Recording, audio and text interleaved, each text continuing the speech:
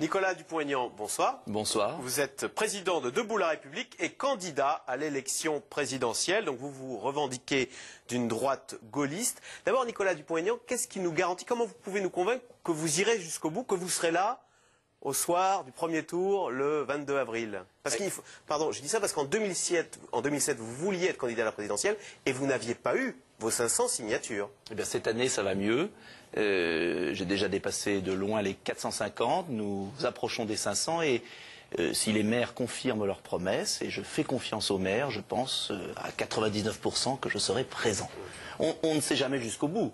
Mais vraiment, on a un mouvement vous me disiez, ça fait bien. des mois, vous avez traversé 75 départements. Oui, j'ai été à la rencontre des maires, je suis maire moi-même, et j'ai souhaité aller à la rencontre, traverser le pays pour bien les écouter. Je crois que c'est pour cela qu'ils me font confiance. Donc techniquement, c'est bon.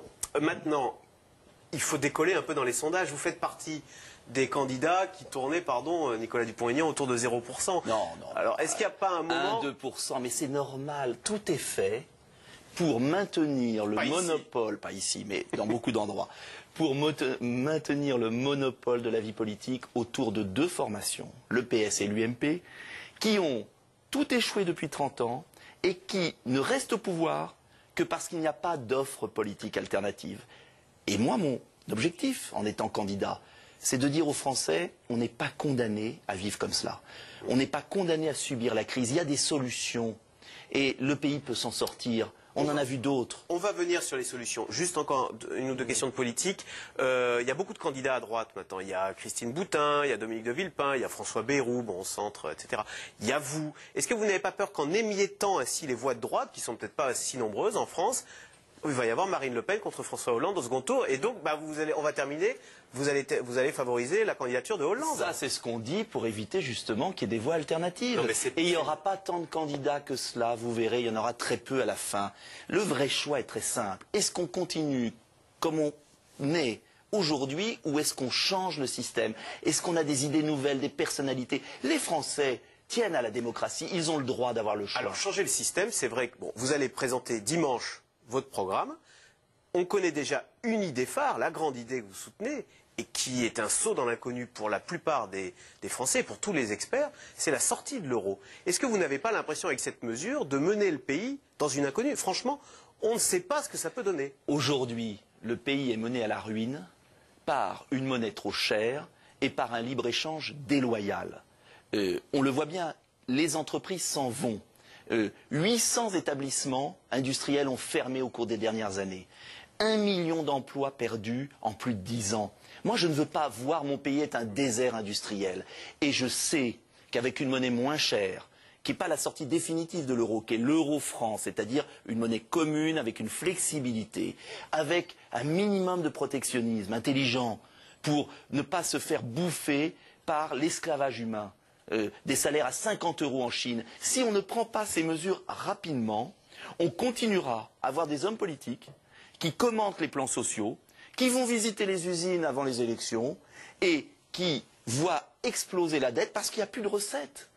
Il faut à un moment changer de politique. Et vous savez, pourquoi 10 pays de l'Union européenne fonctionnent très bien sans l'euro? La Suède, un petit pays, 4% de croissance cette année, la Pologne, le Danemark, ce ne sont pas des pays qui vont à l'aventure. Ce que je dis... Oui, mais techniquement, c'est très compliqué de sortir. Non, c'est très simple. Très simple. Et vous verrez d'ailleurs que certains pays vont sortir très vite parce qu'aujourd'hui, ils sont asphyxiés, les entreprises s'en vont, la monnaie est trop chère, ils ne vendent plus rien. Et puis en plus, ils se financent à des taux d'intérêt exorbitants. Et puis alors, vous parliez du protectionnisme. Vous êtes quand même nombreux à tenir ce discours. Il y a Marine Le Pen, il y a Arnaud Montebourg.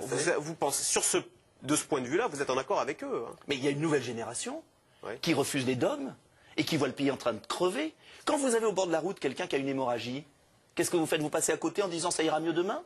Ou vous mettez un garrot pour éviter qu'elle meure comme ça sur la route? Ce qui n'interdit pas, en revanche, d'aider les petites entreprises, de baisser les charges, de faire un effort pour lutter contre les gaspillages. Moi, je ne suis pas pour dire que tout vient de l'extérieur, mais je voudrais une classe politique, des hommes politiques qui prennent en main le destin du pays. On va voir donc techniquement comment est-ce qu'on peut aider les petites entreprises dans la mondialisation. Tout le monde parle en ce moment du Made in France et malheureusement en ce moment il y a une nouvelle illustration de la désindustrialisation. C'est le spécialiste de la lingerie Le Jabi qui n'avait plus que un atelier en France, c'est fini.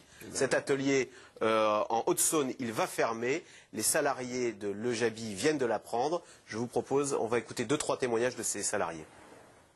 Triste, oui, parce que je me dis, je suis toute seule, j'ai un salaire.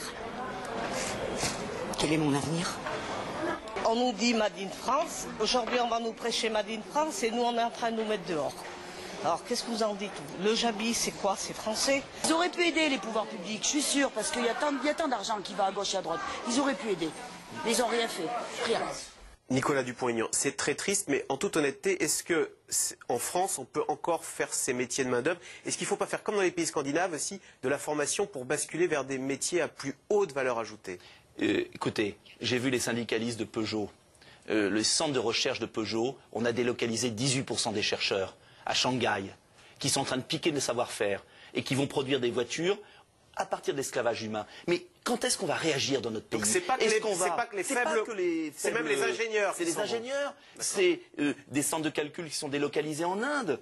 Mais la mondialisation, ça peut être très bien, si ce n'est pas le nivellement par le bas. Moi je dis quoi? Je dis que si justement on ne met pas des droits de douane minimum, il y a des pays qui le font, le Brésil, l'Argentine. Si on ne le fait pas, il y aura un désert industriel, des troubles sociaux graves et des troubles politiques graves. Je ne veux pas de ça pour mon pays. Et je regrette que les hommes politiques traditionnels du PS, de l'UMP, même François Bayrou qui dit acheter français, n'en tirent pas les conséquences. Alors ça c'est vis-à-vis du reste du monde. Maintenant, à l'intérieur de l'Europe, il y a aussi un problème de compétitivité. Oui, on est trop cher par rapport aux Allemands, nous dit-on. Est-ce qu'il faudrait, puisqu'on ne peut plus dévaluer, passer de 35, les 35 heures, il faudrait revenir aux 39 heures, toujours payer pareil, toujours payer 35? Vous pouvez gagner 2 heures si vous ne, en même temps, vous laissez l'euro trop cher par rapport à l'Allemagne. Si on avait des monnaies flexibles comme avant, l'Allemagne aurait réévalué de 20 à 30%. Et nos équilibres se seraient rétablis. Donc attention à ne pas faire croire aux Français qu'en supprimant toutes les règles sociales, on aurait le nirvana. C'est pas vrai. Alors il y a des efforts à faire sur la formation professionnelle, sur la baisse des charges, mais de grâce, qu'on comprenne bien un jour qu'il faut se protéger. On protège bien sa famille. Pourquoi on ne protégerait pas notre pays? C'est quand même la moindre des choses. Moi, quand je vois ces ouvrières qui vont, à 50 ans, se retrouver avec le RSA, 400 € par mois, et qui après auront une retraite de 400 €, vous croyez qu'un pays peut vivre comme ça? La TVA sociale, on en parle beaucoup, qui serait compensée en échange, on baisserait les charges. Est-ce que le vrai courage, étant donné les déficits, étant donné les marchés qui ne veulent plus nous prêter, ça ne serait pas tout simplement de monter la TVA pour réduire les déficits? Eh bien, on va tuer définitivement le pays. Les retraités, qui nous regardent, auront leur pouvoir d'achat amputé. On continue les déficits et puis la dette, c'est la génération. Mais la dette, elle vient de ces emplois qui partent. Parce que quand vous n'avez plus de recettes, qu'est-ce que vous faites? L'État a des dépenses excessives, il faut faire le ménage. Mais il y a des économies à faire. Les 30 milliards qu'on a donnés à la Grèce, en pure perte, pour sauver soi-disant l'euro aux banques, là, il y a du ménage à faire. On peut réduire les dépenses, mais il faut s'occuper des recettes. Tous les entrepreneurs, tous les artisans, les commerçants savent bien qu'ils peuvent réduire toutes les dépenses, mais s'ils n'ont pas de clients. Donc moi je propose une politique économique différente, favoriser la création de richesses sur notre sol, c'est possible. J'ai proposé de réduire l'impôt sur les sociétés pour les PME de moitié, c'est énorme, quand elles investissent sur le sol français. Et vous verrez là que les entrepreneurs ils délocalisent pas par plaisir, ils reviendront en France. Alors Nicolas Dupont-Aignan, vous allez présenter ce week-end vos propositions. Je ne doute pas que c'est pour gagner. Si par hasard vous n'étiez pas au second tour, vous personnellement, dans le cas de Nicolas Sarkozy, François Hollande, vous qui êtes un ancien de l'UMP, vous votez Nicolas Sarkozy. Qu'est-ce que vous en savez? Vous avez voté François Hollande? Sera-t-il au second tour? Je viens de vous expliquer que ma candidature a pour but d'offrir un autre choix aux Français. Car le pansement bleu, le pansement rose, sans traiter le problème de ces ouvrières, c'est des graves problèmes dans notre pays demain. Donc moi je suis candidat pour proposer une autre voie. On verra au soir du premier tour. Qui sera au deuxième tour? Personne n'en sait aujourd'hui. Et les Français ne sont pas idiots. Ils regardent. Ils veulent savoir quelles seront les nouvelles personnalités. Regardez Montebourg à la primaire socialiste qu'il a fait. Eh bien moi je suis certain que les Français veulent autre chose. Merci beaucoup Nicolas Dupont-Aignan, président de Debout la République et candidat à l'élection présidentielle. Merci. Restez avec nous tout de suite. C'est dans l'air qui revient sur les cours de l'or qui ont triplé en 5 ans. Est-ce le bon moment pour vendre son or? Pourquoi l'or est-il en train de jouer ce rôle de valeur refuge? C'est dans l'air avec Yves Calvi est intitulé ce soir « Crise, la ruée vers l'or ».